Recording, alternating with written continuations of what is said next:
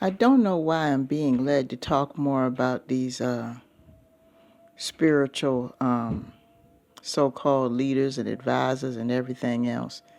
By the way, if you hear something in the background, that siren indicates the start of a shipyard shift getting ready to end.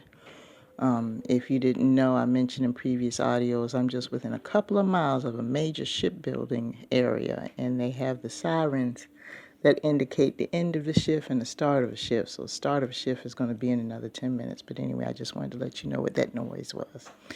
Nothing going on with me, okay? The spiritual advisors, so to speak, and everything else. Be careful. And I don't know why I'm getting so many of these downloads, but I just had the feeling that there's some people that are genuinely suffering out there, genuinely need some help.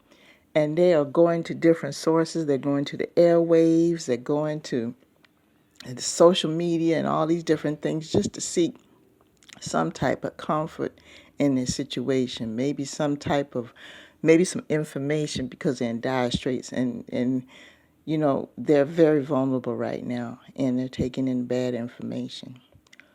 Beware of signs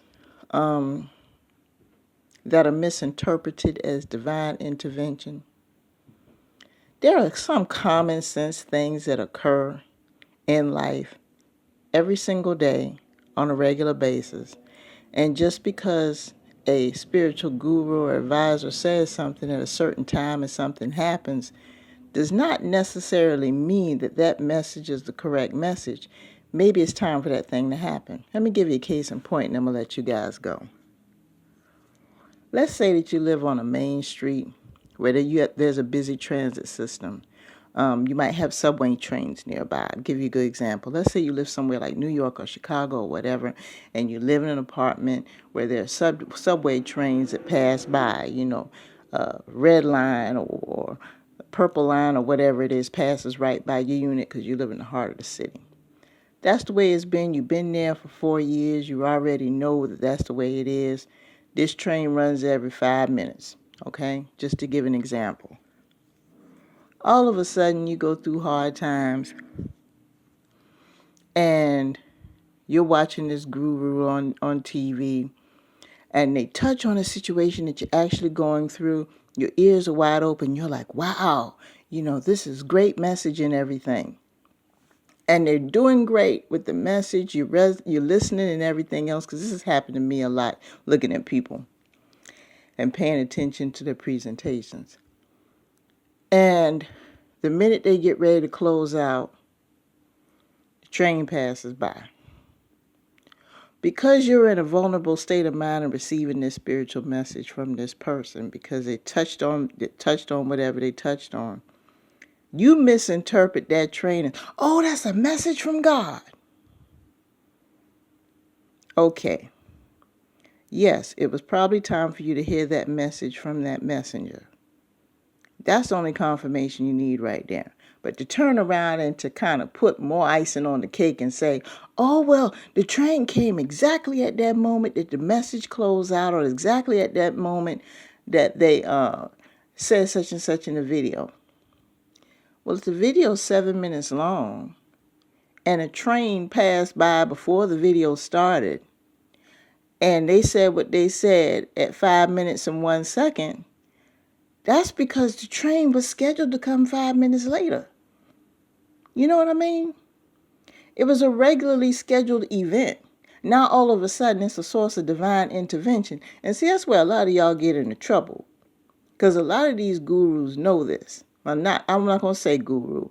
A lot of these so-called advisors, okay? Because I don't want to tarnish the name of guru by associating it with charlatans. A lot of these charlatans know this. A lot of them know, and a lot of them get their material simply from comments. And they'll turn around and try to interpret it and say that it came from the divine, when in actuality they were just reading the comments, piece together some material, and create a presentation for you. That goes on too. You got to be careful with that. So that's just one situation. Watch the video. 5 minutes into the train left. from around, from before you started the video, person talking in the video, paying attention, all of a sudden 5 minutes and 1 second, because you're so enthralled in the video and the message, another train comes. Instead of you paying attention to the fact that it was a train, because these trains run every 5 minutes, you never paid any attention to them before, all of a sudden at that moment in time, oh, that's confirmation. The fact that you're receiving a message about your situation, that should be enough. Okay, that's one scenario. Another scenario, let's say a person decides that they want to go on a fast.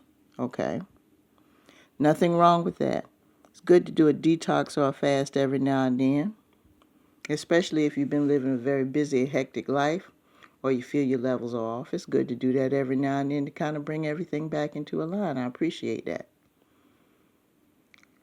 But to turn around and say, and I hear this a lot of people in religious circles, they might have their rituals for fasting.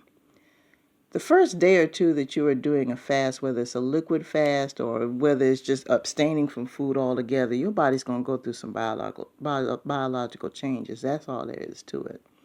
You're going to experience things like headaches and sometimes muscle aches and things like that, because your body is trying to extract nutrients from fat stores and things like that instead of food that you're eating.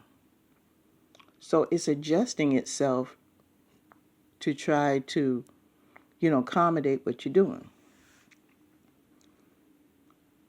All of a sudden, the first couple of days, let's say you completed the fast. You lost a few pounds, or you did it in a way to become more spiritually enlightened, if that's what your belief is. Or if you just want to detox some of the chemicals from your body, whatever. You've completed the fast and you feel great. And you're giving your testimony. I hear this a lot in religious circles. The first thing they'll say, oh, them first couple of days, the devil did this and the demons did that, and they really attacked me because I was in a bad mood, and I just wanted all kinds of hot dogs and ice cream and everything else. And see, they're blaming it on the spiritual world, when in actuality, no, it's your body just adjusting itself to a fast. See what I mean? I was hungry all the time during the fast. Yeah, that makes sense. The first day or two, it's expected for you to be hungry because you're used to eating at those times. It has nothing to do with demons. It's simple biology. Things like that. Or even on a more basic note, let's say this is somebody who there's somebody who doesn't watch their finances very well, but they're highly religious. They believe in that God's going to just give them everything. They ain't making no effort to try to make their bag any bigger. And they go out and decide they're going to get a car that they cannot afford. They're stepping out on faith, they say. They're stepping out on faith. Okay, they got the tax return. They went ahead and got this car. They don't know how they're going to keep the car.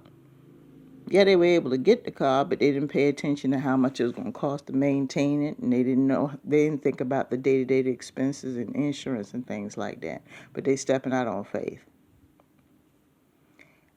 If they don't have a budget for those expenses every payday to put gas in the car, they don't have a budget to make sure the insurance is paid, you're going to turn around and listen to a guru, and the guru's going to say, I just know someone's telling me that they're struggling with their car. That's all the guru says. The guru says, I have a feeling that someone's struggling with their car. You guys have to pay attention to the phrasing of a lot of these things. And the reason why I'm giving you a lot of this advice is because I grew up in a community where there were some good folks that were doing the right things, and there were some bad ones that were doing the wrong thing. And I've heard the conversations, and I've seen the actions that they do. It's a play on words. Somebody could turn around and tell you, okay, there's a problem with your car. Well, yeah, there is a problem with your car. You can't afford the damn thing. So what you're going to do is you're going to have the mindset from the time that you click off that video or the podcast or the audio or whatever it is, or the reading, and you're going to think in your mind, oh, well, I got to be vigilant and watch out for the negative energies and the spirits and all this stuff against me because something's going to happen with my car. Last week, the insurance was due. You didn't pay it. And you already had an extension. This week, you didn't have the money to pay the insurance because the insurance is too high. And you don't have any gas in the car. What do you think is going to happen? Of course, you're going to have problems with your car because you're going to be somewhere and run out of gas, or you're going to have your insurance policy lapse. But you listening to the guru, oh man, they know know my situation is resonating. No, it's not resonating. And by the way, that's another siren, and that new shift is starting. So just in case you hear that in the background. But you see what I mean, people? And I'm going to give you one more scenario and I'm going to let you go. You're watching somebody one day, you kind of been living hand in mouth, you're barely making it nowadays. And you're worried about your finances, you're worried about your money. And you happen to click on the guru, and the first thing the guru tells you is that, I see money in your future. I see abundance in your future. Y'all, I'm not trying to put that down because everybody likes to hear that. But understand, when somebody says abundance or money, they didn't put a price tag as to exactly how much it is. Because it can't. They have been led to tell you by spirit, which is true, that there is money or abundance in your future. You may work a job and get paid on Friday. That's money in your future. You may get a gift from someone. That's abundance. I see within the next 24 to 48 hours, you're going to receive an increase in your income. You may be walking down the street and find a penny on the ground. That penny is one penny more than what you got. See what I'm saying, people? The only thing I'm saying is this. If you're looking to align yourself with people who are spiritually gifted and they're in the business of giving advice to folks, make sure take common sense with you, please. Just take common sense with you. That's all I'm trying to say. Don't try to use simple everyday things as signs from the divine, whereas before you started this spiritual path, they weren't signs. No, they were common sense things that occurred all the time. You just weren't paying attention to them. Your attention has shifted. That's all it is. Pay close attention to what's being told to you. And don't be so dependent on trying to listen to this person to outline your day every day. Don't become so dependent on that. I encourage people on this channel to develop more abundant lives for themselves. I appreciate you listening to my messages and everything else, and I do it in hopes to help someone live a more fruitful life. Be very careful with these people, because these blanket statements are statements that are true, yes, but you don't know at what level you're going to have that manifested. You don't know. So don't get disappointed and say to people, oh, well, go in the comments of their videos or send them DMs saying, oh, well, you lied about so-and-so. They didn't lie. If they say that you had an increase in your wealth and you were walking down the street and found a penny on the ground, they didn't lie. Yeah, it was one penny more than you had before you came across it. That is an increase in your wealth. So anyway, with that being said, I'm going to go ahead and let you guys go. Have a great day.